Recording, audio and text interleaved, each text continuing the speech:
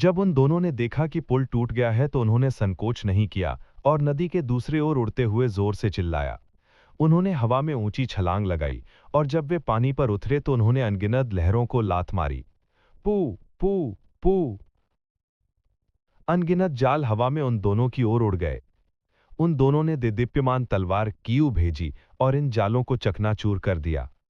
थोड़ी देर बाद वे दोनों भीड़ की निगाहों के नीचे नदी के दूसरे तरफ मजबूती से उतरे। फिर वे जल्दी से बीस्ट किंग वैली की दिशा में दौड़ पड़े। लानत है इन दो। उन्होंने कहा था कि वे हमें बीस्ट किंग वैली में लाएंगे, अब वे वास्तव में बिना किसी वफादारी की भावना के भाग गए। उसके बगल वाले व्यक्ति ने गुस्से में कहा, तुम क्या डांट रहे हो? तुम अच्छे लोग भी नहीं हो। आप बस एक दूसरे का उपयोग कर रहे हैं, कहने के लिए कुछ नहीं है। तुम किसे कोस रहे हो? अगर आप में हिम्मत है तो इसे फिर से कहो। क्योंकि वे नदी पार नहीं कर सकते थे, इसलिए नदी के किनारे के किसान सभी बहुत गुस्से में थे। क्योंकि वे एक दूसरे से सहमत नहीं हो सकते थे, इसलिए ये जल्दी से लड़ाई में बदल गया। अर्जुन देव को इस लोगों के समूह से परेशान नहीं किया जा सकता था। जैसे ही वो नदी पार करने वाला था तो अचानक एक काला बिंदु ऊपर की ओर दिखाई दिया। ये अविश्वसनीय गति से उनकी ओर तेजी से बढ़ रहा था। पलक झपकते ही ये हर किसी की दृष्टि के क्षेत्र में दिखाई दिया। वो काला बिंदु वास्तव में एक काला जहाज था। किनारे पर मौजूद लोग चौंक गए और शोर मचाना बंद कर दिया। उसे लगा कि ये बेहद अजीब है। नदी में कई जल राक्षस हैं, तो एक नाव अचानक ऊपर की ओर क्यों दिखाई देगी? ये नाव कहां से आई? लिu शंग, मंडप के सभी नए और पुराने ग्राहकों के लिए तुम्हारा लॉर्ड फैटी एक बार फिर से तुम्हें बचाने के लिए यहां है। जहाज के धनुष पर एक परिचित आकृति दिखाई दी। अरुण तेजस जहाज के कोने पर खड़े थे। उनके हाथ में एक सुनहरा फोल्डिंग पंखा था और वे मुस्कुराते हुए बोल रहे थे। बैंग! जहाज का धनुष नदी के किनारे रुक गया। काश्तकारों का एक समूह खुशी से पागल था। वे जहाज के धनुष की ओर दौड़ रहे थे। ये ऐसा था जैसे उन्होंने एक जीवन रक्षक पुआल देखा हो। ची ची! अचानक जहाज के धनुष से तीर गिरे। नीचे के किसान चौंक गए और वे सब उनसे बचने के लिए पीछे हट गए। फैट्सो मन मन मुस्कुराया और बोला, यदि तुम नदी पार करना चाहते हो तो प्रत्येक व्यक्ति को 10,000 चांदी की टील भुगतान करना होगा, अन्यथा बात करने की जरूरत नहीं है। आखिरकार ये लॉर्ड फैटी सिर्फ एक व्यवसायी है। 10,000 चांदी की कील? क्या तुम हमें लूट रहे हो? ये सिर्फ नदी के पार की यात्रा है। वास्तव में हमें लूटना भी तुम्हारी तरह निर्दयी नहीं है। हालांकि नीचे के लोग क्रूरता से चिल्ला रहे थे, फिर भी उन्होंने अंत में भुगतान कर दिया। अर्जुन देव ने ध्यान से गिन लिया। नदी के किनारे करीब 300 से 400 सभी लोग थे। अकेले इस यात्रा से फैट्सो ने 4 मिलियन से अधिक चांदी की कहानियां अर्जित की थी।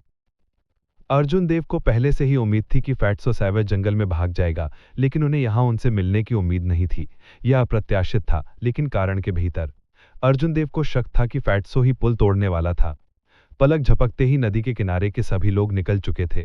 फैट्सो जहाज के धनुष पर खड़ा होकर अर्जुन देव की ओर देखने लगा और मुस्कुराकर कहा, भाई अर्जुन, ऊपर आओ। मैं जानता हूं तुम्हारे पास पैसे नहीं हैं। ये भाई फैटी तुम्हें फ्री में सवारी देगा। अर्जुन देव ने कुछ नहीं कहा। वो हवा में छलांग लगाकर जहाज के धनुष पर उतर गया। जहाज तुरंत घूम गया और तेजी से दूसरी तरफ चला गया। विशाल जहाज लहरों को तोड़ते हुए पानी में मछलियों को इससे बचा गया।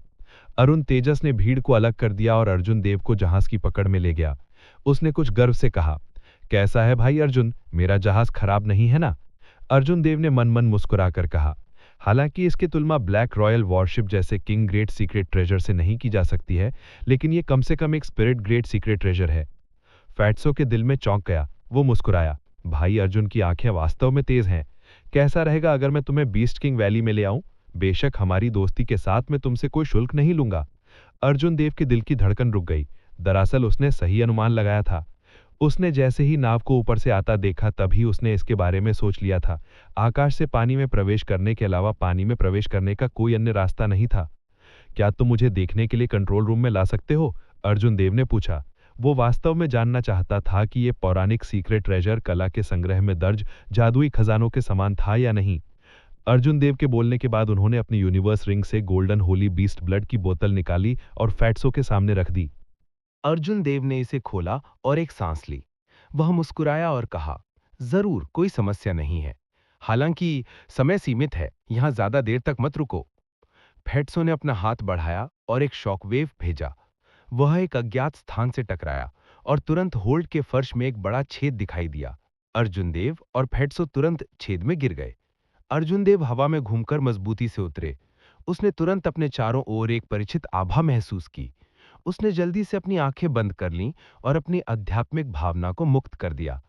अर्जुन देव के मन में एक विशाल संरचना प्रकट हुई। गठन की हर पंक्ति जहाज के विभिन्न हिस्सों में छिपी हुई थी, जिससे हरी चमक आ रही थी। अर्जुन देव ने अपनी आंखें खोली और फेटसो के पीछे पीछे फॉर्मेशन के केंद्र तक पहुंचे।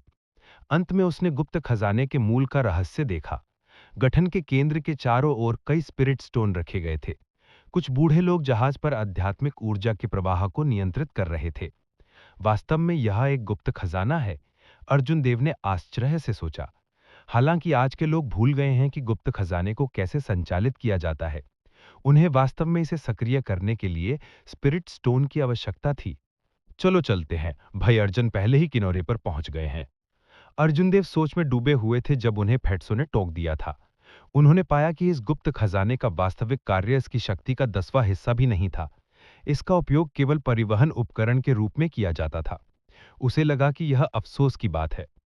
वह दोनों जहाज के धनुष पर लौट आए। जब काश्तकारों के समूह ने किनारे को देखा तो वह जल्दी से कूद पड़े। सभी के कूदने के बाद फेटसो ने अपना हाथ लहराया और जहाज बीस्ट किंग वैली की ओर आकाश में उड़ता हुआ चला गया। लानत है, यह वास्तव में गुप्त खजाना है। यह मोटा बहुत घृणित है। उसने हमसे 10,000 से अधिक चांदी की कहानियां लीं। उसने हमें सीधे बीस्ट किंग वैली क्यों नहीं भेजा? जब नीचे के लोगों ने स्थिति देखी तो वह सभी कोसने लगे। आकाश में ऊंचा फेटसो जहाज के धनुष पर खड़ा था। वह बहुत संतुष्ट महसूस कर रहा था। उसने अपनी बाहें चौड़ी फैलाईं और ठंडी हवा का स्वागत किया। उन्होंने कहा, आसमान में उड़ने का यह एहसास वाकई असाधारण है। हू। ठीक इसी समय एक बड़ा सुनहरा जहाज तेजी से उड़ गया। उसने फेटसो के जहाज को पार कर लिया और एक बवंडर पैदा कर दिया। इसने फेटसो को जहाज से लगभग उड़ा दिया। डोंग।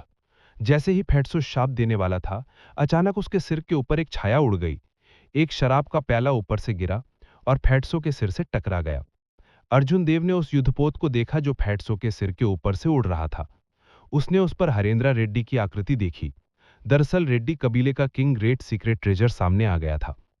डैम, जब यह मोटा भगवान एक सम्राट ग्रेट गुप्त खजाना प्राप्त करेगा तो मैं तुम सभी को मार डालूंगा। डैम इट, फेटसो ने अपना सिर रगड़ते हुए कहा।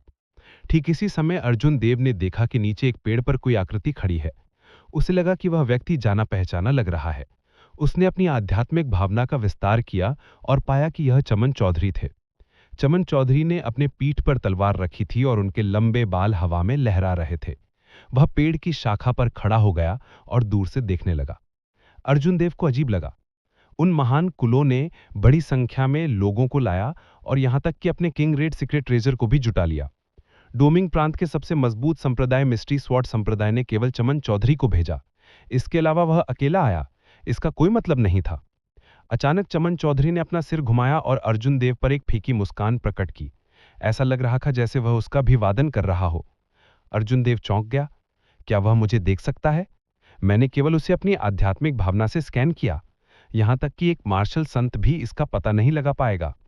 अचानक चमन चौधरी के पैरों के नीचे प्रकाश की तलवार दिखाई दी। वह उसे हवा में उड़ा ले गई। तेजी से फेटसो के वॉरशिप की ओर उड़ने लगी। विंग। प्रकाश की तलवार गायब हो गई और चमन चौधरी युद्धपोत के धनुष पर मजबूती से उतरे। अर्जुन देव को खतरे का एक अजीब सा एहसास हुआ और 3 कदम पीछे हट गए। चमन चौधरी धीमे से मुस्कुराए और धनुष से नीचे कूद पड़े। उन्होंने अर्जुन देव से कहा, भाई अर्जुन, घबराने की जरूरत नहीं है। मैं यहां सिर्फ एक सवारी करने के लिए आया हूं। फेटसो ने बगल में ठंडे स्वर में मुस्कुराते हुए कहा, आपको क्या लगता है कि यह किसका युद्धपोत है? क्या आपको लगता है कि आप अपनी इच्छा अनुसार सवारी कर सकते हैं? फेटसो को अभी अभी कई असफलताओं का सामना करना पड़ा था और उसका मूड खराब था। जब उन्होंने चमन चौधरी को बिन बुलाए आते देखा तो उन्होंने तुरंत उनके लिए चीजों को मुश्किल कर दिया। चमन चौधरी मंद मंद मुस्कुराए और फेटसो के पास चले गए। उसने सोने के नोटों का एक ढेर दिया और कहा, आपका जिन कबीला व्यापारियों से भरा है, आप उस व्यवसाय को अस्वीकार नहीं करेंगे जो आपके दरवाजे पर पहुंचाया जाता है ना? अरुण तेजस, जो आमतौर पर अपने पिता की तरह बैंक नोटों को मानते थे, ने अपने हाव भाव में कोई बदलाव नहीं दिखाया। उसने ठंड से सुना और बैंक नोट ले लिए। अर्जुन देव चकित रह गए। उसने मन ही मन सोचा, इस मोटे को चमन चौधरी के हाथों कष्ट हुआ होगा, अन्यथा उसके पास ऐसी अभिव्यक्ति नहीं होती। वे चुपचाप बीस्ट किंग वैली की ओर उड़ गए। रास्ते में चमन चौधरी बहुत शांत नजर आए। कभी कभी वे अर्जुन देव के साथ बातचीत करते थे, बहुत ही आराम का एहसास देने में। हालांकि वे जितना आरामदेह था, अर्जुन देव को उतना ही लगा कि कुछ गड़बड़ है। वह नहीं जानता था क्यों, लेकिन इस चमन चौधरी ने उसे जो एहसास दिया वह हरेंद्र रेड्डी से भी कहीं ज्यादा भयावह था। Boom boom. अचानक सामने आसमान में धमाके होने लगे। धनुष पर बैठे 3 लोगों ने आगे देखा और देखा कि धर्मपाल मार्क्वेस का स्वर्ण युद्धपोत विशाल पक्षियों के झुंड के साथ लड़ रहा था। विशाल पक्षियों के 3 सिर थे। जब उन्होंने अपने पंख फैलाए तो वे दसियों मीटर चौड़े थे। 3 सिरों में से एक ने आग की सांस ली, एक ने जहर की सांस ली और एक ने ठंडी किउई की सांस ली। वे सभी बहुत क्रूर थे। रैंक 5 उड़ने वाले स्पिरिट 20 3 सिरों वाले पक्षी है, परेशानी भरा है। हम इनके आसपास नहीं जा पाएंगे, चमन चौधरी ने उन्हें स्पष्ट रूप से देखने के बाद उदासीनता से कहा। फैट्सो की अभिव्यक्ति गंभीर थी। थोड़ी देर बाद उन्होंने कहा, चलो उतरते हैं। उनमें से बहुत सारे हैं। मुझे स्पिरिट 20 के ऐसे झुंड से मिलने की उम्मीद नहीं थी जब हम अभी भी बीस्ट किंग वैली से कुछ किलोमीटर दूर है। चमन चौधरी ने थोड़ी सी भौं चढ़ाई और कहा, बहुत देर हो चुकी है। जैसे ही उसने बोलना समाप्त किया, 4 3 सिरों वाले पक्षी तेजी से उड़ गए। 3 विशाल पक्षी एक काले बादल की तरह एक साथ जुड़ गए जो उनके सामने के आकाश को ढक रहे थे। बैंग, धमाका धमाका। जहाज पर आग की लपटें, बर्फ और जहर की बारिश होने लगी। जहाज के पतवार के चारों ओर एक हल्का हरा आभामंडल दिखाई दिया जिसने सभी हमलों को अलग थलग कर दिया। फैट्सो के चेहरे पर चर्बी कांपने लगी जब उसने शाप दिया, इस बार हमें नुकसान होने वाला है। हम बीस्ट किंग वैली तक भी नहीं पहुंचे हैं और हम पहले ही इतने सारे स्पिरिट स्टोन्स को समाप्त कर चुके हैं। अर्जुन देव ने कुछ देर सोचा और कहा, दाबाओ, मुझे लगता है कि मैं एक और रास्ता अपनाऊंगा और आपको लुभाने में मदद करूंगा। जब वे चमन चौधरी के साथ थे तो अर्जुन देव हमेशा दबाव महसूस करते थे। अब जब उसे जाने का अवसर मिला तो उसने संकोच नहीं किया। अर्जुन देव ने गुरुत्वाकर्षण मंत्र का संचार किया और हवा में उड़ गए। फिर वे प्रकाश के जड़ हरी रंग की अंगूठी से गुजरे और बाहर उड़ गए। तुरंत 3 सिरों वाले पक्षियों ने उस पर हमला कर दिया। आग की लपटें, बर्फ और जहर, सभी ने उस पर हमला कर दिया। अर्जुन देव ने स्वर्गीय लाइटनिंग शील्ड को अंजाम दिया और सभी हमलों को रोक दिया। वह तेजी से आगे बढ़ा और 4 3 सिरों वाले पक्षी उसका पीछा करने लगे। अर्जुन देव ने उदास होकर कहा, अरे, मैं केवल एक को लुभाना चाहता था, उन सभी को नहीं। 4 3 सिरों वाले पक्षियों के हमले एक सतत धारा में स्वर्गीय लाइटनिंग शील्ड पर उतरे। शील्ड पर तुरंत असंख्य दरारें आ गई। अर्जुन देव का शरीर हवा में बाएं बाएं हिलता रहा, जैसे तेज हवा में कोई पत्ता ऊपर नीचे हो जाता है। फैट्सो जहाज के धनुष पर खड़ा था और देखता था कि अर्जुन देव ने 4 3 सिरों वाले पक्षियों को फुसलाया। अंत में मुस्कुराया और जोर से कहा, भाई अर्जुन देव, आप बहुत में नम्र हैं। डिंग। जहाज की पकड़ से एक हल्की जितर की आवाज आई। 3 दिखाई देने वाली ध्वनि तरंगे तेज तलवारों की तरह 3 सिरों वाले पक्षियों की ओर उड़ गईं। पुस्सी। 3 सिरों वाले पक्षी दर्द से चिल्लाने लगे क्योंकि उनके शरीर पर एक गंभीर घाव दिखाई दिया जैसे ही वे आसमान से गिरते हुए। जब फैट्सो ने 3 सिरों वाले पक्षियों को लौटते देखा तो उसके चेहरे पर मुस्कुराहट जम गई। चमन चौधरी की आंखों में एक अजीब सी झलक झलक रही थी। उसने जहाज की पकड़ को देखा और शक में कहा, अप्रत्याशित रूप से मिस रजनी भी यहां है। 3 सिर वाले पक्षियों के चले जाने के साथ अर्जुन देव पर दबाव काफी कम हो गया। उसने बिजली से बचने को अंजाम दिया और इस 3 सिर वाले पक्षी के हमले से बच गया। अर्जुन देव ने अपनी दिशा की जांच की और बीस्ट किंग वैली की दिशा में उड़ना जारी रखा। जब उसने दूर से गोल्डन वॉरशिप को देखा तो उसने एक ऐसा दृश्य देखा जो किसी को भी कांप देगा। सुनहरे कवच पहने एक व्यक्ति ने अपने शरीर से एक देदीप्यमान सुनहरी रोशनी उत्सर्जित की। ये बहुत चकाचौंध था। उसके दाहिने हाथ में 3 मीटर लंबा सुनहरा भाला और बाएं हाथ में 1 मीटर लंबा लाल छोटा भाला था। वो 3 सिर वाली पक्षियों की पीठ पर लगातार छलांग लगाता रहा। युद्ध के देवता की तरह अपना भाला इधर से उधर घुमाता रहा। वो बाएं और दाएं लड़े। हवा में खून की धारा बह निकला। उसने एक एक करके 3 सिर वाले पक्षियों को उठाया। ये धर्मपाल मार्क्वेसन है, तेजकाश, राजा के निवास में युवा पीढ़ी के सुपर विशेषज्ञ, यिंगयू के बाद दूसरे स्थान पर। अर्जुन देव ने आश्चर्य से अपनी आंखों में कहा। 3 सिर वाले पक्षियों की ताकत एक शिखर मार्शल ग्रैंड मास्टर के बराबर थी। हालांकि उन्हें तेजकाश ने जवाबी कार्रवाई में सक्षम होने के बिना मार डाला। इस व्यक्ति की ताकत वास्तव में भयानक थी। धर्मपाल मार्क्वेसन हवा में अर्जुन देव की निगाहों को महसूस कर रहा था। उसने अपना सिर घुमाया और अजगर की एक जोड़ी आंखें बिजली की तरह अर्जुन देव की ओर चली गईं। अर्जुन देव कोई परेशानी नहीं करना चाहते थे, इसलिए वो तुरंत उड़ गए।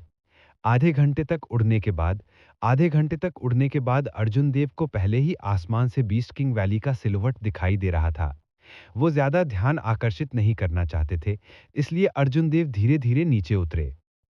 उसने धवन क्लैन के गहन बर्फ महल, लैम्बा क्लैन के ब्लैक मोनार्क युद्धपोत और रेड्डी क्लैन के युद्धपोत को हवा में रुकते हुए देखा। उन्हें कुछ उड़ने वाले स्पिरिट बीस्ट द्वारा रोका जा रहा था। अर्जुन देव के उतरने के बाद आसपास से दयनीय चीखें आ रही थी। जब उसने अपना सिर पीछे घुमाकर देखा, तो ये वास्तव में एक कृषक था जिसे एक स्पिरिट बीस्ट द्वारा टुकड़े टुकड़े कर दिया जा रहा था और उसके पेट में निगल लिया गया था। वो जितना गहरा गया, सैविज फॉरेस्ट में स्पिरिट बीस्ट्स उतने ही भयानक होते गए। अर्जुन देव सावधानी से एक बड़े पेड़ पर कूद गया और अपनी आभा छिपा ली। धीरे धीरे नीचे कूदने से पहले उसने स्पिरिट बीस्ट के गुजरने का इंतजार किया। अब जब वो यहाँ था, तो हर कदम खतरे से भरा हुआ था। अगर वो सावधान नहीं होता, तो उसे स्पिरिट बीस्ट के द्वारा मार दिया जाता। अर्जुन देव ने लापरवाही बरतने की हिम्मत नहीं की। उन्होंने अपनी आध्यात्मिक भावना को बढ़ाया और धीरे धीरे बीस्ट किंग वैली की ओर बढ़ गए। क्योंकि बीस्ट किंग वैली के प्रवेश द्वार हजारों जानवरों का विश्राम स्थल था, आमतौर पर वहां से गुजरने वाला कोई भी स्पिरिट बीस्ट नहीं होगा। जब अर्जुन देव ने प्रवेश द्वार पर काश्तकारों के एक बड़े समूह को इकट्ठा देखा, तो वो प्रवेश करने की जल्दी नहीं की। हमने आखिरकार इसे यहाँ बना लिया। ये यात्रा वास्तव में दयनीय थी। मैंने देखा कि कुछ मार्शल संतों को बुरी तरह से मरना पड़ा। ये वास्तव में डरावना था। वास्तव में वो रोहित सेन, जो पहले हमारा नेतृत्व करता था, वास्तव में एक प्राचीन जंगली जानवर के द्वारा निगल लिया गया। कुलीन कुलों के लोग अभी तक नीचे क्यों नहीं आ रहे हैं? जो अभी अभी प्रवेश कर रहे हैं, उन्होंने कुछ बीस्ट किंग्स की खोज की जो पूरी तरह से मरे नहीं थे। मारे जाने से पहले उनके पास भागने का भी समय नहीं था। सौभाग्य से मैं चालाक था और केवल दूर से ही देख रहा था, अन्यथा मैं बच नहीं पाता। अंदर का गोल्डन लायन किंग एक छोटे पहाड़ जितना लंबा है। जब साबर और तलवार उस पर काटती थीं, तो वे उसकी खाल भी नहीं तोड़ सकती थीं। अर्जुन देव भीड़ के साथ घुल मिल गया और अंत में समझ गया कि काश्तकारों का ये समूह प्रवेश द्वार को क्यों रोक रहा था। पता चला कि बीस्ट किंग वैली में अभी भी बीस्ट किंग्स पूरी तरह से मरे नहीं थे। इसके अलावा एक से अधिक थे। बैंग। हमने आखिरकार इसे यहाँ बना दिया। ये यात्रा वास्तव में दयनीय थी। मैंने देखा कि कुछ मार्शल संतों को बुरी तरह से मरना पड़ा। ये वास्तव में डरावना था। वास्तव में वह रोहित सिंह, जो पहले हमारा नेतृत्व करता था, वास्तव में एक प्राचीन जंगली जानवर ने निगल लिया था। कुलीन कुलों के लोग अभी तक नीचे क्यों नहीं आ रहे हैं? जो लोग अभी अभी प्रवेश कर रहे हैं, उन्होंने कुछ 20 किंग्स की खोज की जो पूरी तरह से मरे नहीं थे। मारे जाने से पहले उनके पास भागने का भी समय नहीं था। सौभाग्य से मैं स्मार्ट था और केवल दूर से ही देख रहा था, अन्यथा मैं बच नहीं पाता। अंदर का गोल्डन लायन किंग एक छोटे से पहाड़ जितना लंबा है। जब कृपा और तलवारें उस पर काटती थीं, तो वे उसकी खाल भी नहीं तोड़ सकती थीं। अर्जुन देव भीड़ के साथ घुल मिल गए और अंत में समझ गए कि काश्तकारों का ये समूह प्रवेश द्वार को क्यों रोक रहा था। ये पता चला कि अभी भी बीस्ट किंग किंग वैली में बीस्ट किंग्स पूरी तरह से मरे नहीं थे। इसके अलावा एक से अधिक थे। बैंग। धर्मपाल मार्क्विस का गोल्डन वॉरशिप सबसे पहले रुका था। सुनहरे बख्तरबंद योद्धाओं का एक समूह युद्धपोत से कूद पड़ा। Dharmpal marquis dragon scale horse पर सवार होकर युद्धपोत से कूद पड़ा। वह योद्धाओं को घाटी में ले गया। धर्मपाल मार्क्विस यहाँ है। उसके पीछे मार्क्विस के निवास के गोल्डन आर्मर्ड गार्ड्स हैं। उनमें से हर एक शिखर मार्शल ग्रैंड मास्टर है और इसके अलावा वे सभी युद्ध के मैदान से आए थे। अब डरने की जरूरत नहीं है। अर्जुन देव ने लोगों के समूह पर अपनी आध्यात्मिक भावना का विस्तार किया। वास्तव में वह सुनहरे बख्तरबंद योद्धाओं के समूह के ऊपर एक काली आभा देख सकता था। ये वह भयानक आभा थी जो तब बनी थी जब उनके शरीर पर खून की बदबू बहुत भारी थी। बैंग। लंभा कबीले का ब्लैक रॉयल वॉरशिप भी रुक गया। ऋतुराज लंभा ने लंभा कबीले के किसानों का एक समूह का नेतृत्व किया और युद्धपोत से कूद पड़े। थोड़ी देर बाद राय कबीले के मार्शल संत भी कूद पड़े। लंभा कबीले के लोग भी यहाँ हैं। धिक्कार है, इतने सारे मार्शल संत। राय कबीले के 6 मार्शल संत भी यहाँ हैं। वे कुलीन कुलों में सबसे मजबूत हो सकते हैं। बैंग। राज्य। रेड्डी कबीले और आर्य कबीले के लोगों ने भी हवा में स्पिरिट बीस्ट से निपटा। वे सभी अपने लोगों का नेतृत्व करते थे। अब कुलीन कुलों के सभी लोग उपस्थित थे। घाटी के प्रवेश द्वार पर किसान अब इसे सहन नहीं कर सकते थे। वे सभी उनके पीछे चले गए, कुछ लाभ प्राप्त करने की उम्मीद में। अर्जुन देव ने देखा कि कुछ मजबूत साधक थे जो अभी भी शांत रहने के सक्षम थे और जल्दी में नहीं थे। अर्जुन देव को कोई जल्दी नहीं थी, उसने उनका पीछा नहीं किया। उसने अपनी आध्यात्मिक भावना को लंभा कबीले के लोगों पर लॉक कर दिया। ऐसा इसलिए था कि उन्होंने वास्तव में उनमें नीरज राय की आकृति देखी थी। वह मदद किए बिना नहीं रह सकता था, उस पर ध्यान दे रहा था। एक और 4 घंटे के बाद घाटी के प्रवेश द्वार पर लगभग सभी किसान प्रवेश कर चुके थे। अर्जुन देव यहाँ रहना नहीं चाहते थे। उन्होंने अपनी आध्यात्मिक भावना का उपयोग करके ये महसूस किया कि लम्भा कबीले ने पहले ही एक जानवर राजा को मार डाला था। भाई अर्जुन देव, एक पल रुको, चलो साथ चलते हैं।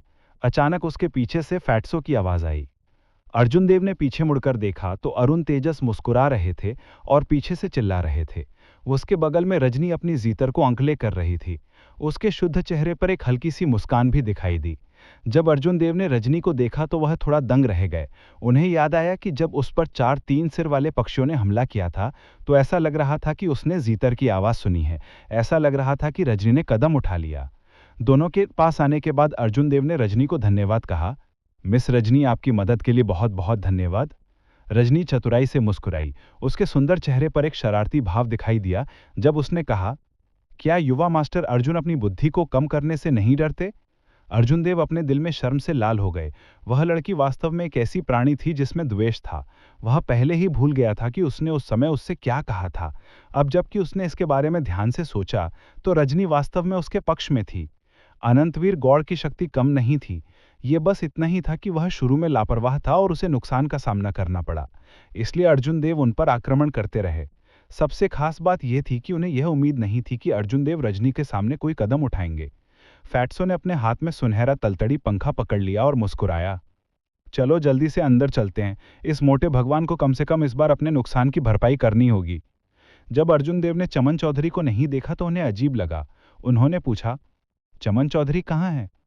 चलो जल्दी से चलते हैं। अब इस बौने आदमी का जिक्र मत करो। जिस क्षण हम उतरे वह गायब हो गया। उन तीनों ने घाटी के प्रवेश द्वार को पार किया। कुछ ही समय बाद विशाल बीस्ट किंग वैली सभी की आंखों के सामने आ गई। हालांकि इस बीस्ट किंग वैली को वैली कहा जाता था, लेकिन वास्तव में ये एक छोटे से शहर जितना बड़ा था। यहाँ तक कि जब अर्जुन देव ने क्षेत्र को स्कैन करने के लिए अपनी आध्यात्मिक भावना का उपयोग किया, तब भी उन्हें अंत नहीं मिला। सब आगे बढ़े। सड़क के किनारे हर जगह बड़े बड़े कंकाल थे। फैटी की उनके चमक उठी क्योंकि उसने उन्हें देखा। ये उच्च स्तरीय पशु राजाओं की हड्डियां थीं जो इस दुनिया में मर गए थे और बने रहे। हजारों वर्षों के बाद भी अपक्षय के कोई संकेत नहीं थे। दुर्भाग्य से ये कंकाल पूरे थे। कृपाण और तलवारें इन्हें तोड़ नहीं सकती थीं, ना ही इन्हें हिलाया जा सकता था। अगर कोई खजाना भी देख लेते तो भी उठा नहीं सकते। विशाल कंकालों ने दूर से भी हल्का दबाव डाला। हजारों वर्षों के बाद भी इन पूर्व बीस्ट किंग्स द्वारा छोड़ी गई आभा अभी भी दुनिया में मौजूद थी। फैट्सो ने अपनी छाती को पीटा और कहा, क्या अफसोस की बात है, इतनी सारी हड्डियां हैं। अगर हम इन सभी को एक टुकड़े में वापस ला सकते हैं, भले ही हमें प्राचीन अवशेष से कोई खजाना ना प्राप्त हो, तो इसके लायक होगा। अर्जुन देव थोड़ा उलझन में थे क्योंकि उन्होंने पूछा, क्या ये जानवर की हड्डियां वास्तव में इतनी मूल्यवान हैं? मेरा ऐसा विचार नहीं है। भले ये हड्डियां बहुत सख्त हैं और इनका उपयोग हथियार बनाने के लिए किया जा सकता है, लेकिन इन्हें चमकाने के लिए कोई उपकरण नहीं है। फैट्सो ने रजनी की ओर देखा और मंद मंद मुस्कुराया। स्वर्गीय शिल्प मनोर के तरीकों को नीची दृष्टि से मत देखो। स्वर्गीय शिल्प मनोर द्वारा बनाए गए 10 महान आत्मा हथियारों में से 3 1000 साल पुराने बीस्ट किंग की हड्डियों से बने हैं। इसके अलावा शुद्ध अस्थि हथियार उन लोगों के लिए भी बेहद मददगार होते हैं जो विशिष्ट मार्शल तकनीकों का अभ्यास करते हैं। इसके अलावा फॉर्जिंग हथियार बनाने के अलावा ये हड्डियां औषधीय गोलियों को परिष्कृत करने के लिए भी अच्छी पूरक सामग्री हैं। यदि हमें बाद में कोई छोटा मिल जाता है तो ये मोटा भगवान व्यक्तिगत रूप से इसे वापस ले जाएगा। यहाँ तक कि जानवर की हड्डियों से बना एक स्पिरिट हथियार भी था। ये अर्जुन देव की उम्मीदों से बहुत अधिक था। वे तीनों आगे बढ़े और उन्होंने एक किसान को एक जानवर की हड्डी के सामने इधर उधर लड़खड़ाते हुए देखा। मैं अमीर हूं, मैंने एक जानवर की हड्डी उठाई, उस किसान ने अचानक खुशी से कहा। आसपास की भीड़ ने तुरंत देखा। बगल में किसी ने देखा और कहा, यह असली सौदा है, ये कम से कम रैंक 8 बीस्ट किंग की हड्डी है। कितना भयानक आध्यात्मिक दबाव है, मैं इसे कुछ मीटर की दूरी से महसूस कर सकता था। इसके अलावा यह सिर्फ हड्डी का एक टुकड़ा है। पुसी, इससे पहले कि जानवर की हड्डी प्राप्त करने वाला कृषक फीका पड़ सकता, उसे पीछे से आधा काट दिया गया। जिस व्यक्ति ने उस पर चुपके से हमला किया था, उसने जानवर की हड्डी पकड़ ली और बेतहाशा भागा। जब बगल के लोगों ने यह देखा तो वे उसे कैसे जाने देते। वे सभी उसका पीछा करते रहे। एक पल में सभी की आंखों के सामने एक तीव्र लड़ाई दिखाई दी। आखिरी अकेला मार्शल संत जो वहां से गुजरा, उसने जानवर की हड्डी छीन ली। दसियों लोगों को मारने के बाद किसी ने भी इसके लिए लड़ना जारी रखने की हिम्मत नहीं की। फैट्सो ने अपना सिर हिलाया और आह भरी, बुद्धि, दूसरों को इतने जोर से बताना कितना मूर्खतापूर्ण होगा कि खजाना मुझ पर है, आओ और इसे छीन लो। अर्जुन देव को भी लगा कि अफसोस की बात है, उन्हें प्राचीन अवशेष का प्रवेश द्वार नहीं मिला था और घाटी में हत्या पहले से ही इतनी तीव्र थी। यदि वे प्राचीन अवशेष में प्रवेश करते हैं तो दृश्य कैसा होगा। वे तीनों बहुत दूर नहीं गए कि उन्होंने सामने लांबा कबीले के लोगों को देखा। वे करंटली एक जानवर राजा का विश्लेषण कर रहे थे जिसे उन्होंने मार डाला था। फैट्सो ने आश्चर्य से कहा, उन्होंने वास्तव में एक जीवित जानवर राजा को मार दिया। लांबा कबीले ने इस बार इसे समृद्ध बना दिया है। सिर्फ जानवर का खून ही लाखों में बेचा जा सकता है। स्पिरिट कोर का मूल्य और भी भयानक है। अर्जुन देव बहुत आश्चर्यचकित नहीं थे। घाटी में प्रवेश करने से पहले उनकी आध्यात्मिक भावना लांबा कबीले के लोगों पर बंद हो गई थी। उन्होंने देखा था कि कैसे उन्होंने बीस्ट किंग को अपनी आंखों से मार डाला। उनमें से ऋतुराज लांबा की देदीप्यमान तलवार जिसने आसमान को चीरते हुए फेंकी ने अर्जुन देव पर गहरी छाप छोड़ी थी। वो मार्शल तकनीक पहले ही धरती रैंक तक पहुंच जानी चाहिए थी। चलो दिशा बदलते हैं, राय कबीला सामने है, मेरे लिए आगे जाना आसान नहीं है, अर्जुन देव ने भीड़ में मौजूद नीरज राय को देखते हुए फैट्सो से कहा। फैट्सो को महसूस हुआ कि अफसोस की बात है। मुझे नहीं पता कि क्या हम ऊपर जा सकते हैं और किसी चीज का आदान प्रदान कर सकते हैं। कोई बात नहीं, चलो चलते हैं। वे तीनों दिशा बदलकर आगे बढ़ते गए। आकाश में एक प्रकाश फट गया और एक अतुलनीय रूप से देदीप्यमान उल्का अचानक से आकाश से उतरा जो उन तीनों के सामने एक झटके के साथ उतर गया। धूल जमने के बाद ऋतुराज लांबा उन तीनों के सामने प्रकट हो गए। उनके लंबे काले बाल हवा में लहरा रहे थे और उनकी आंखें तारे भरे आकाश की तरह गहरी थी। उनकी शक्तिशाली आभा उन तीनों पर दबाव डालती जैसे जैसे वो धीरे धीरे उनकी ओर बढ़ रहे थे। अर्जुन देव और अन्य दो ने दबाव महसूस किया। वे मदद नहीं कर सकते थे, लेकिन एक कदम पीछे हट गए।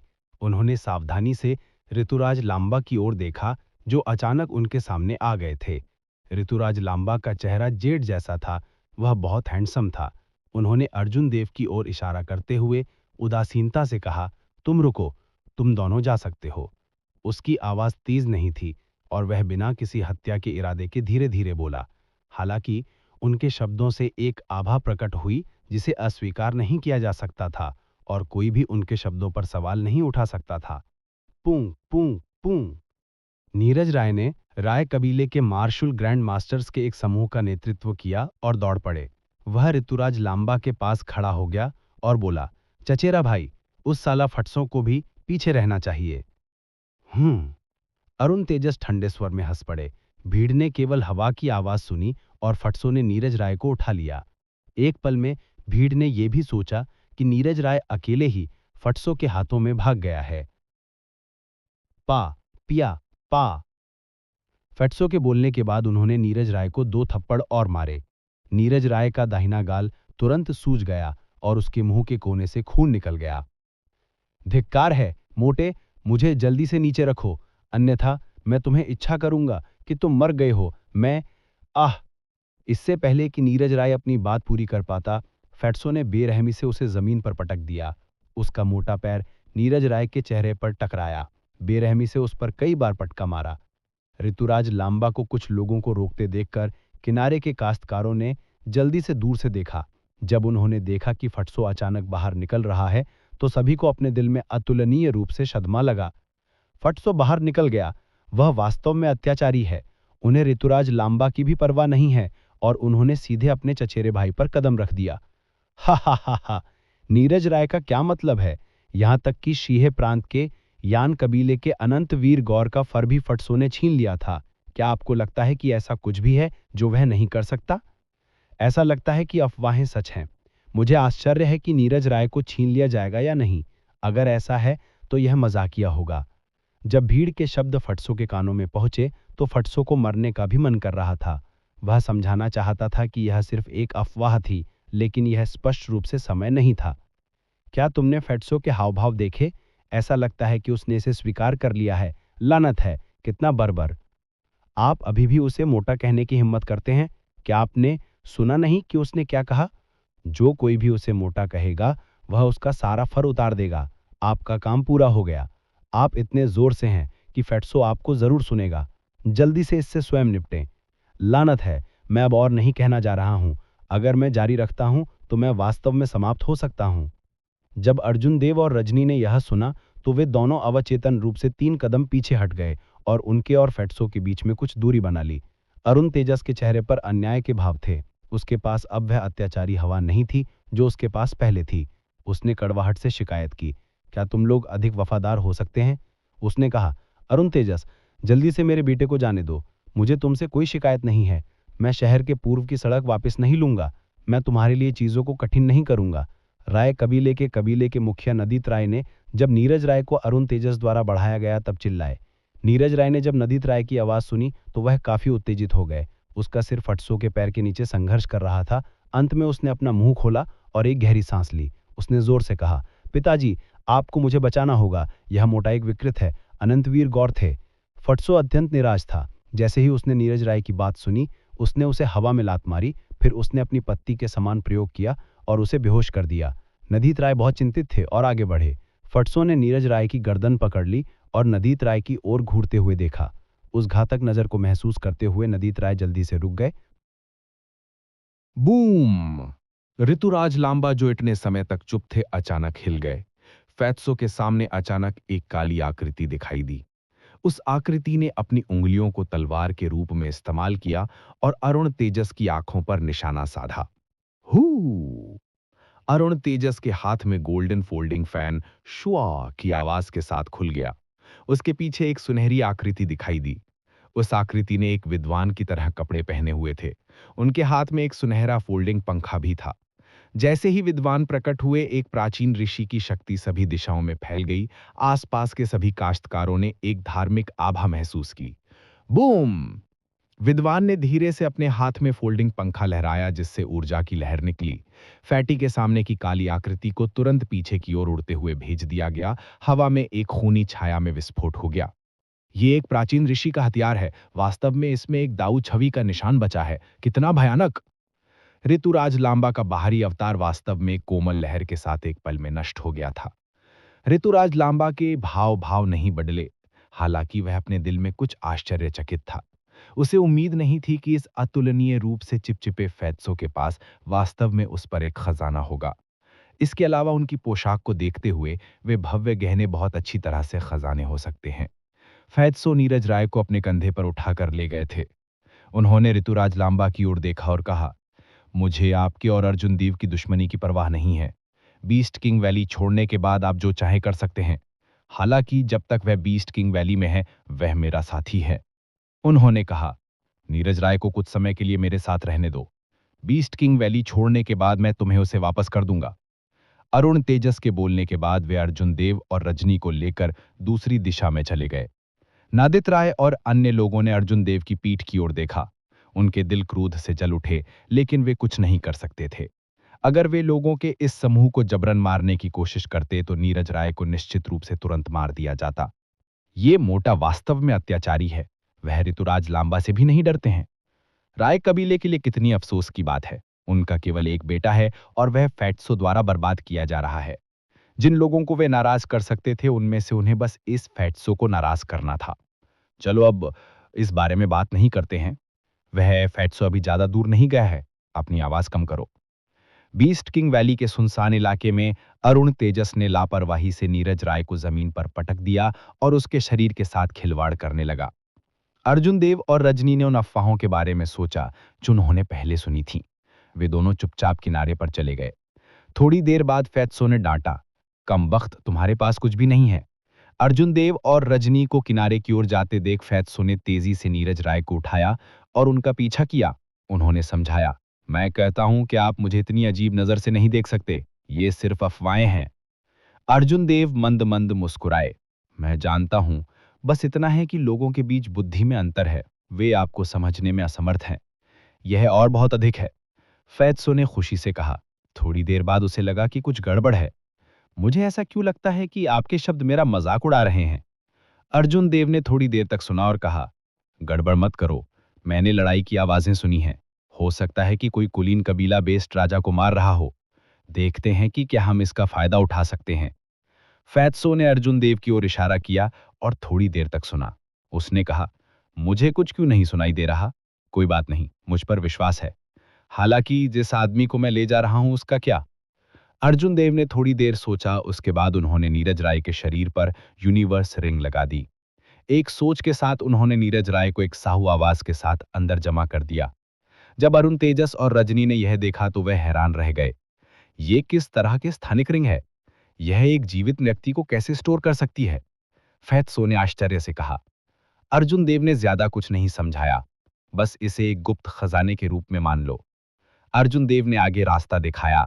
रास्ते में उन्हें हर जगह लड़ाई होती देख सकते थे, जब तक कि उन्हें जानवर राजा की हड्डी का एक टुकड़ा ना मिल जाता। उस पर लड़ाई होती थी। फेत्सो थोड़ा उदास था, क्योंकि उसने कहा, बहुत सारे लोग बिखरे हुए जानवर राजा की हड्डियों को उठा रहे हैं। इस मोटे भगवान को कोई क्यों नहीं मिल सकता? अर्जुन देव मुस्कुराए और कुछ नहीं बोला। उन्होंने अपनी आध्यात्मिक भावना को बढ़ाए रखा। उसने देखा कि फेत्सो ने जानवर राजा की हड्डियों के कम से कम 3 टुकड़ों पर कदम रखा था, लेकिन उसे कोई भी नहीं मिला। बैंग राज्य। उन तीनों ने आखिरकार लड़ाई की आवाज का स्रोत देखा। धर्मपाल मार्केस तेजकाश अपने 200 गोल्डन आर्मर्ड वॉरियर्स का नेतृत्व कर रहे थे, जो एक छोटे से पहाड़ के आकार के गोल्डन लायन किंग से लड़ रहे थे। अर्जुन देव के दिल की धड़कन रुक गई। उसने उस शिशु गोल्डन लायन के बारे में सोचा, जो वो सैविज फॉरेस्ट की परिधि में मिला था। शिशु की आत्मा कोर में निहित आध्यात्मिक ऊर्जा ने अर्जुन देव को अपनी साधना को एक क्षेत्र से ऊपर उठाने की अनुमति दी। ये गोल्डन लायन किंग एक छोटे से पहाड़ के आकार का था। इसके आंतरिक कोर में निहित आध्यात्मिक ऊर्जा की मात्रा निश्चित रूप से एक चौंकाने वाले स्तर पर भयानक थी।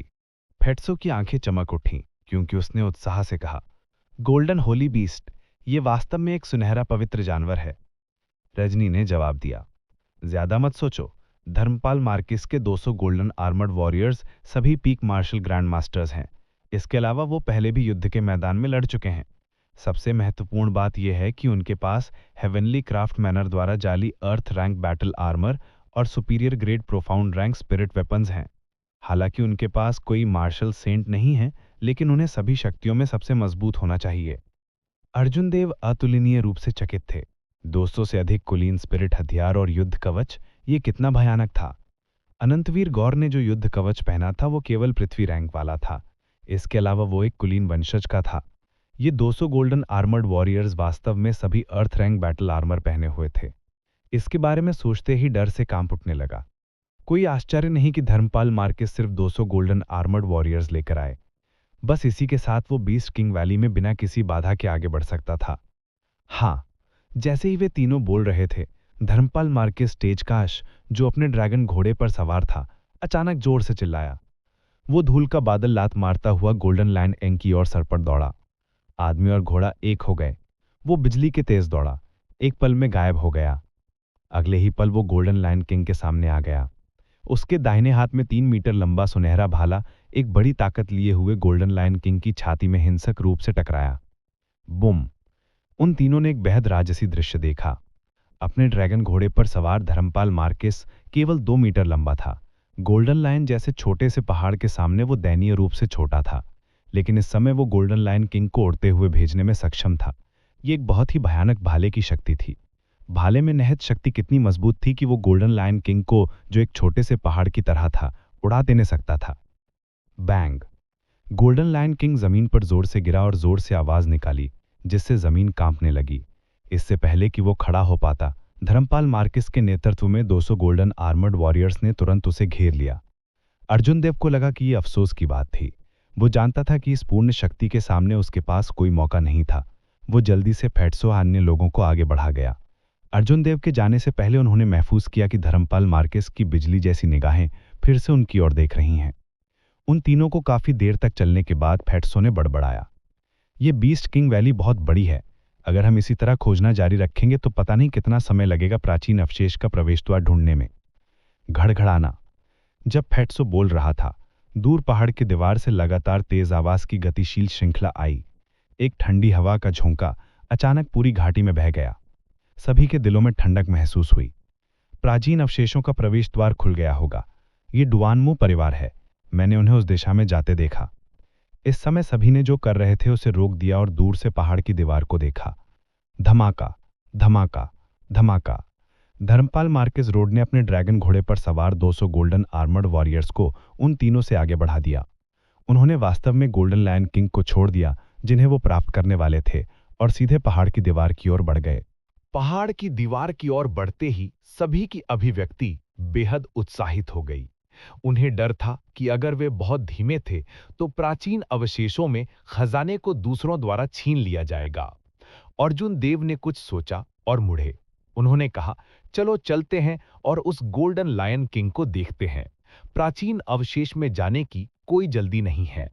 फेत्सो ने हंसते हुए कहा, ठीक यही मैं सोच रहा था। जब वे तीनों उस स्थान पर लौटे जहां गोल्डन लायन किंग था, तो उन्होंने देखा कि दर्जनों काश्तकारों के विचार उनके जैसे ही थे। वे वर्तमान में गोल्डन लायन किंग को घेर रहे थे और मार रहे थे। कई मार्शल मास्टर्स ने अपने हथियारों से गोल्डन लायन किंग को काट दिया। धात्विक ध्वनियां लगातार गूंजती रहीं। उसकी सुनहरी त्वचा धातु की तरह थी। उस पर एक खरोंच भी नहीं थी। हू! सुनहरी लौ का एक किनारा आसमान से उतरा। जमीन पर काश्तकारों को तुरंत राख के ढेर में जला दिया गया। उन्हें विरोध करने का मौका भी नहीं मिला। जब बाकी किसानों ने स्थिति देखी, तो उन सभी ने हार मान ली। अर्जुन देव को कुछ हद तक समझ में आ गया कि धर्मपाल मार्क्रिस ने हार क्यों मान ली। हालांकि ये गोल्डन लायन किंग अपने चरम पर था और इसकी हरकतें धीमी थीं, लेकिन इसकी त्वचा स्टील की तरह थी। कृपाण और तीर इसे बिल्कुल भी घायल नहीं कर सकते थे। अरुण तेजस ने स्थिति देखी और भौमें से कोड़ी। उन्होंने कहा, इस आदमी की त्वचा इतनी मोटी क्यों है? हम इस पर कैसे हमला करने जा रहे हैं? अर्जुन देव ने ध्यान से मापा। ये गोल्डन लायन किंग करीब 50 मीटर लंबा था। उसने उस स्थान को देखा जहां धर्मपाल मार्किस का भाला चेदा गया था। वहां एक उथला घाव था और हल्के सुनहरे खून का एक निशान धीरे धीरे बह रहा था। रजनी, जो इतनी समय से चुप थी, अचानक उसने अपना मुंह खोला। उसने कहा, अभी भी एक मौका है। इसके शरीर में जीवन शक्ति तेजी से गायब हो रही है। इसके अलावा इसकी आंतरिक चोटें बहुत गंभीर हैं। हालांकि धर्मपाल मार्किस के समूह ने उनकी त्वचा को घायल करने का प्रबंधन नहीं किया, लेकिन स्पिरिट वेपन्स का बल उसके शरीर को घायल करने में कामयाब रहा। अर्जुन देव ने ब्रह्मांड की अंगूठी से सोल स्लेयर बॉ निकाला और एक एसेंस लाइक एरो निकाला। उसने धनुष को पूर्णिमा के आकार में खींचा और गोल्डन लायन किंग की छाती पर छोटे घाव पर तीर लगाया। तीर ने एक धुंधली चमक दी। अर्जुन देव उसमें निहित भयानक शक्ति को महसूस कर सकता था। ये एसेंस लाइट एरो अतीत में अपने सुपीरियर ग्रेड प्रोफाउंड रैंक वाले बैटल आर्मर को नुकसान पहुंचाने में सक्षम था। अब उसे निराश नहीं करना चाहिए था। हू! एसेंस लाइट एरो हवा में भिन-भिनाया और गोली चला। एक पल में यह गोल्डन लायन किंग के शरीर में घुस गया, जिससे सुनहरी खून की एक धारा बाहर निकल गई। डिंग डिंग! Yellow springs 9 death song. Yellow springs 9 death song. Rajni ने धीरे से अपने जितार को सहलाया और एक शक्तिशाली सेना की एक राजसी धुन फूट पड़ी। घाटी में घास और पेड़ कांपने लगे और हवा गरजने लगी। ऐसा लग रहा था जैसे घाटी में हजारों सैनिक और घोड़े दहाड़ रहे हों। घाटी के भीतर रजनी के पीछे अनगिनत वीर आत्माएं प्रकट हुईं। रजनी का जितार संगीत निरंतर बढ़ता गया। वीर आत्माओं की सेना घोड़ों पर सवार हो रही थी, जैसे कि वे अंडरवर्ल्ड नदी से बाहर आ रहे हों और गोल्डन लायन किंग की ओर दौड़ रहे हों। अर्जुन देव ने बिजली से बचने का काम किया और हवा में चमक उठा। उसने एसेंस लाइट एरो को अपने हाथ में पकड़ लिया और लूनर शैडो कृपाण अचानक उसके हाथ में आ गया। इसके चारों ओर बिजली के अनगिनत चाप उछल पड़े। पुस! अर्जुन देव ने लूनर शैडो कृपाण को पकड़ लिया और उसे उस घाव में हिंसक रूप से घोंप दिया जिसे एसेंस लाइट एरो ने छेद दिया था।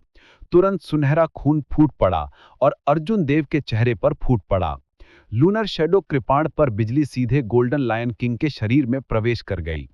गोल्डन लायन किंग दर्द से चिल्लाया और उसका शरीर हिंसक रूप से कांपने लगा। उसकी पीठ से एक बड़ी सेना आई और अर्जुन देव को तुरंत फेंक दिया गया।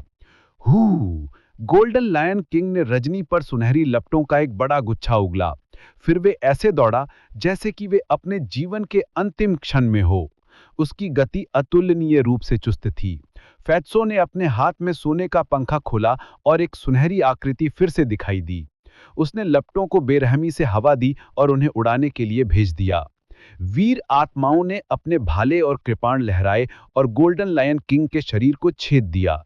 हर बार जब कोई वीर आत्मा उसमें छेद करती थी, तो गोल्डन लायन किंग की गति धीमी हो जाती थी। ऐसा लग रहा था मानो उसकी जीवन शक्ति का हिस्सा खत्म हो रहा हो। जब वीर आत्माओं की सेना ने गोल्डन लायन किंग के शरीर को छेद दिया, तो वे पूरी तरह रुक गया। वे रजनी से महज 2 मीटर की दूरी पर था। रजनी के हाथ जो जीतर बजा रहे थे अचानक रुक गए। घाटी में गूंजती अस्पष्ट धुन अचानक खामोश हो गई। हवा की आवाज भी बंद हो गई थी। डोंग। एक तेज आवाज वाली धुन अचानक गूंज उठी और तेज हवा चली। रजनी के कपड़े लहरा रहे थे और उसके महीन काले बाल फड़फड़ा रहे थे। एक निराकार ऊर्जा ने गोल्डन लाइन किंग को उड़ने के लिए भेजा। अवरोहित दिव्य ड्रैगन चॉप। आकाश में ऊपर अर्जुन देव उल्का की तरह हवा में घूमते हुए गोल्डन लाइन किंग की पीठ पर प्रहार करते थे। एक जोरदार धमाका हुआ और गोल्डन लाइन किंग का पहाड़ जैसा शरीर घुटनों के बल बैठ गया। गोल्डन लाइन किंग ने एक दर्दनाक विलाप किया। वे तीनों महसूस कर सकते थे कि उसकी जीवन शक्ति तेजी से खत्म हो रही है। ये गोल्डन लाइन किंग जो पहले से ही अपने चरम पर था, मरने वाला था। जब वे तीनों आराम महसूस कर रहे थे तभी एक मानव आकृति अचानक दूर से उड़ गई। वो एक लंबी तलवार की तरह थे क्योंकि वह आकाश में भयानक तलवार की छवि के साथ घूम रहा था। एक तेज आवाज के साथ उसने पहले प्राथमिक प्रकाश तीर के कारण हुए छोटे घाव का पीछा किया और सीधे गोल्डन लाइन किंग के शरीर में प्रवेश कर दिया। बूम! एक और तेज आवाज आई और वो गोल्डन लाइन किंग के शरीर से बाहर आ गया। उसके हाथ में बास्केटबॉल के आकार का एक सुनहरा स्पिरिट कोड था। इस बार गोल्डन लाइन किंग पूरी तरह से मर चुका था। बारिश की बूंदों की तरह विशाल घाव से सुनहरा खून निकल पड़ा। जब यह घाटी में गिरा तो इसने टपकने की आवाज की। चमन चौधरी। जब अर्जुन देव ने इस व्यक्ति की आकृति को स्पष्ट रूप से देखा तो आश्चर्य से बोल पड़ा। चमन चौधरी मन मन मुस्कुराए। उनके हाथ में गोल्डन स्पिरिट कोर ने एक सुनहरी आध्यात्मिक ऊर्जा का उत्सर्जन किया जो आकाश में उड़ गया, जिससे एक सुनहरा रिबन बन गया। जब आसपास के अनगिनत स्पिरिट बीस्ट ने आध्यात्मिक ऊर्जा को देखा तो वह बेतहाशा उड़ गए। एक संतुष्ट मुस्कान के साथ चमन चौधरी ने गोल्डन स्पिरिट कोर को अपने स्थानिक अंगूठी में संग्रहित कर लिया। उन्होंने अर्जुन देव की ओर देखा और कहा, मैं इसे उधार ले रहा हूं, मैं इसे भविष्य में वापस कर दूंगा। अर्जुन देव के पैरों के नीचे एक तलवार प्रकट हुई। वह तलवार पर सवार हुआ और दूर उड़ गया। अर्जुन देव के मन ही मन में बहुत गुस्सा था। ये चमन चौधरी बहुत नीच था। सभी ने लंबे समय तक कड़ी मेहनत की और उसने गोल्डन लाइन किंग का सबसे मूल्यवान स्पिरिट कोर छीन लिया। अर्जुन देव इस बहुत से बहुत असंतुष्ट था कि उसने यह कह दिया कि वो इसे उधार ले रहा है और फिर बहुत दूर उड़ गया। वह स्पिरिट कोर में निहित भयानक आध्यात्मिक ऊर्जा के बारे में किसी से भी अधिक स्पष्ट था। उसने गुरुत्वाकर्षण मंत्र का इस्तेमाल किया और उसका पीछा किया। भाई अर्जुन, उसके पीछे मत भागो, फैट्सो जमीन से चिल्लाया। यह पहली बार नहीं है जब उन्होंने ऐसा किया है। एक दिन ऐसा आएगा जब वह इस मोटे भगवान के हाथों में पड़ जाएगा। रजनी का रंग थोड़ा पीला पड़ गया था। Yellow springs nine death song बजाने के बाद उसने बहुत सारी सार और मानसिक ऊर्जा समाप्त कर दी थी। उसने अर्जुन देव की ओर देखा और कहा, चिल्लाने की कोई जरूरत नहीं है, चमन चौधरी उन पर कोई कदम नहीं उठाएंगे। फैट्सो ने नफरत से कहा, यह पहली बार नहीं है जब उन्होंने ऐसा किया है। एक दिन ऐसा आएगा जब वह इस मोटे भगवान के हाथों में पड़ जाएगा। घाटी में एक समतल जमीन पर चमन चौधरी अचानक रुक गए और धीरे धीरे जमीन पर उतर गए। उन्होंने अर्जुन देव की ओर देखा जो उनके पीछे चल रहे थे और कहा, भाई अर्जुन, आज आपके स्पिरिट कोर को लेने के लिए ये मेरी गलती थी। मैं भविष्य में इस एहसान को आपको वापस करूंगा। अर्जुन देव के उतरने के बाद उन्होंने उदासीनता से कहा, अगर तुम लेना चाहते हो तो ले लो, अगर तुम उधार लेना चाहते हो तो उधार ले लो। क्या तुमने मेरी अनुमति मांगी? अर्जुन देव ने चमन चौधरी को घूरते हुए चंद्र छाया कृपाण को टसकर पकड़ा हुआ था। इस चमन चौधरी ने उन्हें बहुत खतरनाक एहसास दिया। यदि यह इस बात के लिए नहीं था कि वह बहुत गुस्से में था तो वह इस आदमी के खिलाफ नहीं जाता। चमन चौधरी धीरे से मुस्कुराए। इस दुनिया में हमेशा जंगल का ही कानून रहा है, मजबूत की इज्जत की जाती है। मैंने इसे उधार लिया है, ऐसा ही होगा। अर्जुन देव, मुझे वास्तव में आपकी अनुमति की आवश्यकता नहीं है। बिजली से बचना। प्रकाश की एक झलक थी और अर्जुन देव चमन चौधरी के बगल में प्रकट हो गए। उन्होंने कृपाण का निष्पादन किया और कृपाण की एक रोशनी खिट्टिन उड़ी। लूनर शैडो कृपाण ने तेजी से चमन चौधरी की छाती पर वार किया। बैंग। चमन चौधरी ने धीरे से मुड़कर अपनी उंगली को तलवार की तरह इस्तेमाल किया। उनकी उंगली पर एक रोशनी दिखाई दी और अर्जुन देव की कृपाण को अवरुद्ध कर दिया। अर्जुन देव की कृपाण को रोकते ही धातु की आवाज आ रही थी। रशिंग थंडर कृपाण तकनीक की पहली चाल अवरुद्ध होने के बाद की चालों को निष्पादित करने का कोई तरीका नहीं था। अर्जुन देव ने झट से अपनी चाल बदल दी। वो चिल्लाया, पंखों पर उड़ान, 1000 साल का अव्यवस्थित नृत्य। बैंग, धमाका, धमाका, धमाका।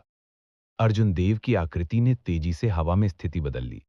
जैसे ही उन्होंने चमन चौधरी पर हमला किया, अनगिनत कृपाण की रोशनी चमकी। चमन चौधरी बिना हिले डुले जमीन पर खड़े रहे। उसने अपनी उंगली को तलवार के रूप में इस्तेमाल किया और अनगिनत तलवार क्यों अचानक प्रकट हुई। पंखों पर ये उड़ान मिष्टी तलवार संप्रदाय की एक मार्शल तकनीक थी। चमन चौधरी इससे बहुत परिचित थे। जब उन्होंने अर्जुन देव को इस चाल को अंजाम देते देखा, तो हालांकि वो हैरान थे, लेकिन वो घबराए नहीं। तलवार क्यों बाद में लॉन्च होने के बावजूद पहले आई और ये हवा में अराजक रूप से नृत्य करता रहा और वास्तव में अर्जुन देव को अपराध से बचाव में स्विच करने के लिए मजबूर कर दिया।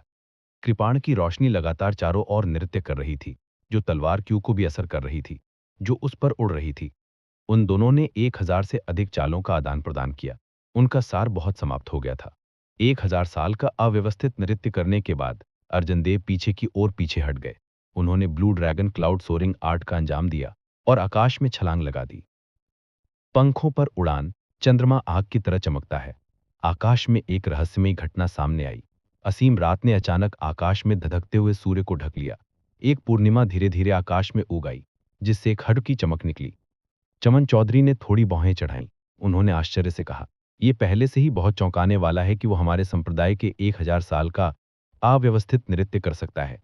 ऐसा कैसे है कि वो आग की तरह चमकने वाले चंद्रमा को भी मार सकता है? चमन चौधरी ने एक सतर्क भाव प्रकट किया। वो आग की तरह चमकने वाले चंद्रमा की शक्ति को जानता था। उस समय उस तलवार संत ने इस चाल का इस्तेमाल एक महान सम्राट को मारने के लिए किया था। लेकिन जल्द ही उसके चेहरे पर एक सुकून के भाव दिखाई दिए। अर्जुन देव को इस कदम का असली सार बिल्कुल समझ नहीं आया था। घटना में कई खामियां थीं। क्या तुम किसी विशेषज्ञ के सामने दिखावा करने की कोशिश कर रहे हो? चमन चौधरी ने फीकी मुस्कान के साथ कहा। कचा। अचानक अंधेरी रात में एक सुनहरी रोशनी चमकी। चमन चौधरी ने धीरे से अपने पीठ पर तलवार 1 इंच खींची। एक पल में सुनहरी रोशनी फूट पड़ी और 1 इंच तलवार से अनंत लास प्रकाश वायलेंट रूप से फूट पड़ा। संत हथियार। उसकी पीठ पर तलवार वास्तव में एक संत हथियार है। जब अर्जुन देव ने भेदती सुनहरी रोशनी देखी, तो वे बेहद अचकित थे। हालांकि रहस्यमयी घटना पहले ही सामने आ गई थी। अब उनके पास रुकने का कोई मौका नहीं था। वो केवल बाहर जा सकते थे। चमन चौधरी अपनी पीठ के पीछे हाथ रखकर सीधे खड़े हो गए। उन्होंने हवा में अर्जुन देव को उदासीनता से देखा और ठंडे खराटे लिए। उसकी पीठ पर तलवार अपनी म्यान में लौटाई। एक बढ़ती सुनहरी रोशनी सभी दिशाओं से निकली, जो असीमित तलवार की छवियों में बदल गई। वो रात जो पूरे आकाश को ढक रही थी, वो कांच की तरह थी। उस पर अनगिनत दरारें आ गई। थोड़ी देर बाद अनगिनत कर्कश आवाजें आईं और रात पूरी तरह गायब हो गई। पूर्णिमा के उगने से पहले ही शून्यता में लौट आई। एक बार फिर से जमीन पर सूरज की रोशनी पड़ी। इस रहस्यमयी घटना के टूटने के साथ अर्जुन देव ने एक महक खून की उल्टी कर दी। उसका चेहरा बेहद पीला पड़ गया था। वो कई बार लड़खड़ाया और लगभग जमीन पर गिरने ही वाला था। जब रहस्यमयी घटना टूट गई, तो तलवार की तकनीक पलट जाएगी। ये सबसे गंभीर आंतरिक चोट थी, जो एक किसान को हो सकती थी। उस समय रोहित सेन को अर्जुन देव ने अपनी रहस्यमयी घटना को तोड़ने के बाद अपंग बना दिया था। चमन चौधरी ने धीरे से छलांग लगाई और धीरे धीरे अर्जुन देव के पास चले गए। उन्होंने कहा, मुझे पता है कि आपके पास अभी भी तुरुप का इक्का है, जिनका इस्तेमाल आपने अभी तक नहीं किया है।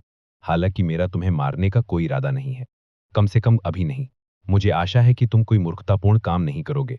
वही चाल जो तुमने हरेंद्र रेड्डी पर मुझ पर इस्तेमाल की थी, मुझ पर मत करना। ये दुनिया बहुत बड़ी और बहुत रोमांचक है। हालांकि केवल जीवित लोग ही इस उत्तेजना का अनुभव कर सकते हैं। जो अंत में हंसता है, वही सच्चा हीरो होता है। चमन चौधरी के बोलने के बाद उनके पैरों के नीचे लाइट की तलवार दिखाई दी। वो तलवार पर सवार हुए और जल्दी ही क्षितिज में गायब हो गए। अर्जुन देव ने एक रक्त की पूर्ति करने वाली गोली और की वापस करने वाली गोली का सेवन किया। चमन चौधरी को गायब होते देखकर मन ही मन बुसूरा। ये पहली बार था जब वो इतने दयनीय तरीके से पराजित हुआ था। उसके प्रतिद्वंदी ने एक भी चाल नहीं चली थी। उसने उसे सिर्फ आधे कदम से नष्ट कर दिया था। पालकी मारकर बैठे हुए अर्जुन देव ने धीरे धीरे पूरी थंडर दिव्य मंत्र को प्रसारित किया, जिससे वो अपने शरीर में औषधि ऊर्जा को पचा सके। थोड़ी देर बाद जब औषधि ऊर्जा उसके शरीर में पूरी तरह प्रवेश कर चुकी थी, तो उसकी चोटों में कम से कम सुधार हो गया था। अर्जुन देव ने हिचकिचाहा नहीं और वापस भाग गए। हालांकि उसने गोल्डन लायन किंग का सबसे कीमती हिस्सा छीन लिया था, तब भी उसके अन्य हिस्से मूल्यवान थे। ये विशेष रूप से उसके सिर पर शेर के सींग के लिए था, जो कई 100 वर्षों से मौजूद था। हरेंद्र रेड्डी, जो प्राचीन अवशेष के प्रवेश द्वार की ओर दौड़ रहे थे, ने अचानक अर्जुन देव की तेजी से दौड़ती आकृति को देखा। उसने थोड़ा भौहें सिकोड़ लीं और आश्चर्य से कहा, इतने कम समय तक उसे न देखने के बाद वो वास्तव में शिखर मार्शल मास्टर के लिए आगे बढ़ा। इस व्यक्ति को जीवित नहीं छोड़ा जा सकता। तुम दोनों जाओ और उस व्यक्ति का सिर ले लो। मैं प्राचीन अवशेष में तुम्हारा इंतजार करूंगा। हरेंद्र रेड्डी ने अपने पीछे दो शिखर मार्शल ग्रैंड मास्टर से कहा। उसने महसूस किया कि यह अफसोस की बात है कि वे प्राचीन अवशेष का पता लगाने जा रहे थे और इसे स्वयं नहीं कर सकते थे। हाँ, उन दोनों ने बात मानी और अर्जुन देव की दिशा में दौड़ पड़े। बीस्ट किंग वैली में अर्जुन देव ने अपनी आध्यात्मिक भावना को बढ़ाए रखा। सबसे पहले उन्होंने हरेंद्र रेड्डी का फिगर खोजा। उसने पहले से ही उसके चारों ओर घूमने की योजना बनाई थी, लेकिन उसे पहले से खोजे जाने की उम्मीद नहीं थी। अपने पीछे दो मार्शल ग्रैंड मास्टर्स को देखकर अर्जुन देव के मुंह का कोना एक ठंडी मुस्कान में बदल गया। उन्होंने ब्लू ड्रैगन क्लाउड सोअरिंग आर्ट को उसकी सीमा तक निष्पादित किया, जिससे उनकी गति एक बार फिर दुगनी हो गई। उसने तुरंत उन दोनों को हिला दिया। वो कहाँ है? वो कहाँ भागा? मैंने उसे इस दिशा में दौड़ते हुए स्पष्ट रूप से देखा। वो छिप सकता है। चलो, अलग अलग हो जाएं और खोजें। उन दोनों का एहसास हो सकता था कि अर्जुन देव अचानक गायब हो गए हैं। वे आश्चर्य के बिना नहीं रह सके। पुस्सी! एक तीर हवा के झोंके की तरह चमका। इससे पहले कि मार्शल ग्रैंड मास्टर्स में से एक प्रतिक्रिया दे पाता, एक एसेंस लाइट एरो पीछे से उसके दिल में घुस गया, जिससे उसकी मृत्यु हो गई। जब दूसरे मार्शल ग्रैंड मास्टर ने अर्जुन देव को अचानक उनके पीछे आते देखा, तो वो चौंक गए। और जब उन्होंने देखा कि अर्जुन देव ने सोल स्लेयर बो और एसेंस लाइट एरो पकड़े हुए हैं, तो वो बिना पीछे देखे तुरंत भाग गए। अर्जुन देव ने उस दिशा में देखा जिस दिशा में वो व्यक्ति भाग गया, लेकिन उसने पीछा नहीं किया। उसने जमीन पर एसेंस लाइट एरो उठाया और मार्शल ग्रैंड मास्टर के शरीर की तलाशी लेनी शुरू कर दी। रेड्डी कलीन की नजर में इस मार्शल ग्रैंड मास्टर का रुतबा कम नहीं था। अर्जुन देव को 1000 सोने के टेल्स का बैंक नोट, एक रैंक 4 बॉडी टेम्परिंग पिल और एक गहन रैंक की martial technique clear wind chop मिली।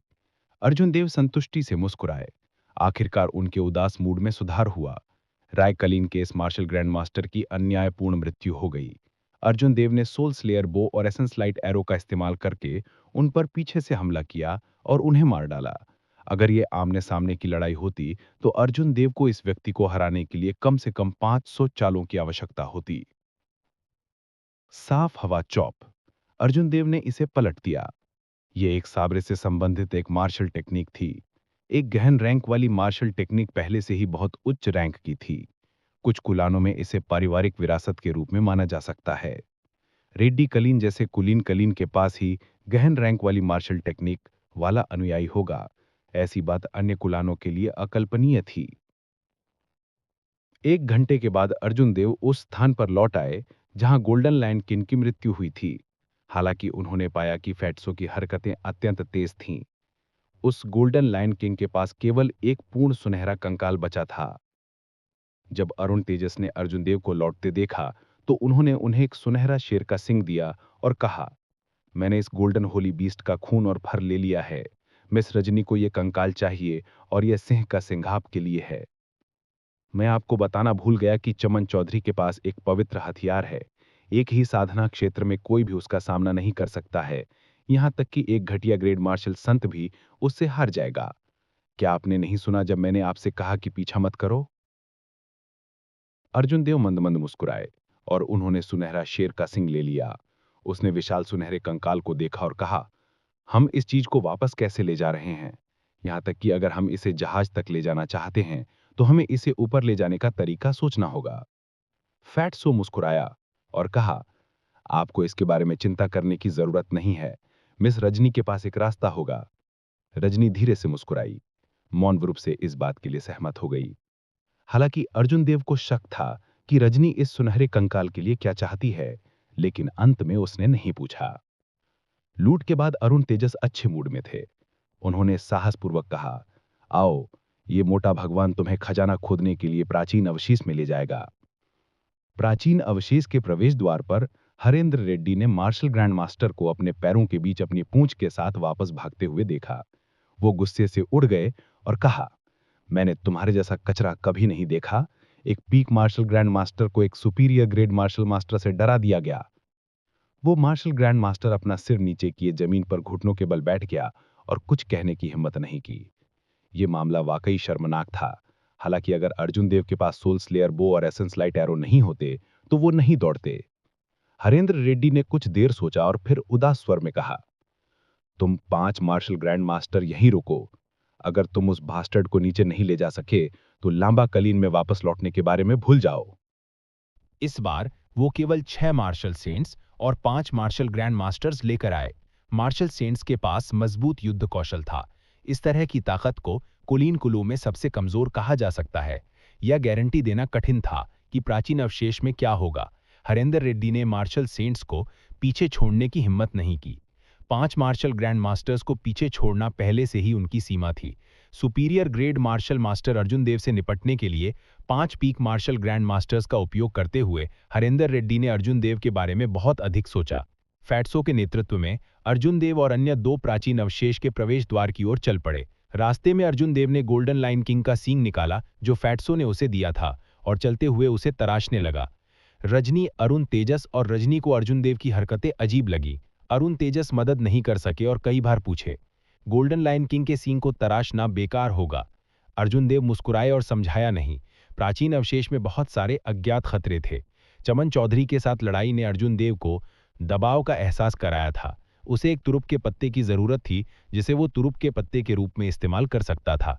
दुर्भाग्य से वह पहले ही हेवन रैंक मार्शल तकनीक ब्लू ड्रैगन गोज टू सी को 2 बार निष्पादित कर चुका था। अगर वह इसे फिर से जबरदस्ती अंजाम देता तो वह विस्फोट कर जाएगा और मर जाएगा, अन्यथा वह इसे एक मजबूत तुरुप के पत्ते के रूप में इस्तेमाल कर सकता था। अब केवल एक चीज जिस पर वह भरोसा कर सकता था वह थी लाइफ बेस्टोवल स्पेल। अर्जुन देव ने अपने हाथों में हड्डी की मूर्ति को तराशने पर ध्यान केंद्रित किया। उसने अपने मन में गोल्डन लाइन किंग की हर हरकत को ध्यान से याद किया।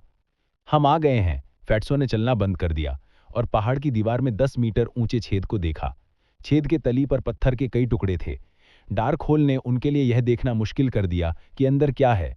छेद से एक ठंडी क्यों उड़ गई। सभी ने महसूस किया कि उनके रोंगटे खड़े हो गए हैं। यह एक ठंडक थी जो उनके दिल की गहराई तक पहुंच गई थी। अर्जुन देव ने अपनी आध्यात्मिक भावना को छेद में बढ़ाया। हालांकि उन्होंने एक अमूर्त बाधा की खोज की जिसने उनकी आध्यात्मिक भावना को प्रवेश करने से रोक दिया। यह स्थिति बिल्कुल वैसी ही थी जैसी अर्जुन देव ने उदास वन में सामना किया था। हालांकि इस बार अर्जुन देव को जो बाधा मिली वह उदास वन जैसी से भी अधिक मजबूत थी। उन्होंने एक सुनहरे भाले को बनाने के लिए अपनी आध्यात्मिक भावना का उपयोग किया, लेकिन यह अब भी बिल्कुल नहीं हिला। फैट्सो ने कुछ डर के साथ कहा, मुझे ऐसा लगता है कि यह छेद कब्र की ओर जाता है। यह बहुत अजीब है। अर्जुन देव मुस्कुराए और बोले, शायद यह वास्तव में कब्र है। क्या वह स्थान नहीं जहां पर प्राचीन पावर हाउस का निधन हुआ था, जहां उनकी मृत्यु हुई थी? यह कब्र से अलग नहीं है। अचानक रजनी ने कहा, कोई हमें निशाना बना रहा है। वे सभी विशेषज्ञ हैं। अर्जुन देव ने भौं सिकोड़ी और अपनी आध्यात्मिक भावना को प्रकाश की अंगूठी में बदल दिया और उन्होंने इसे अपने आसपास के वातावरण में बढ़ाया और थोड़ी देर बाद कहा, यह रेड्डी कुलान के लोग हैं। कुल 5 शिखर मार्शल ग्रैंड मास्टर्स हैं। जैसे ही अर्जुन देव ने बात की, एक अनामित मार्शल ग्रैंड मास्टर पीछे से छलांग लगाई और उन तीनों को घेरते हुए एक अर्धवृत्त बना लिया। जब नेता ने अर्जुन देव और अरुण तेजस को एक साथ देखा तो वह कुछ हैरान रह गए। आप दोनों कृपया पीछे हट जाएं।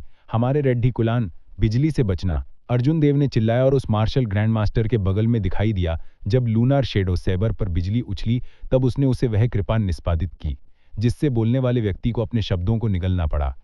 फैट्सो ने शाप दिया, अगर मैं इस भट्टे का पालन करता हूं तो पता चलता है कि देर सवेर में सभी कुलीन कुलों को नाराज कर दूंगा। मार डालो, रजनी ने उदासीनता से कहा। उसकी आकृति हवा में चमकी और उसके जेठ जैसे पतले हाथों ने धीरे से जिथर के तारों को झंझनाया।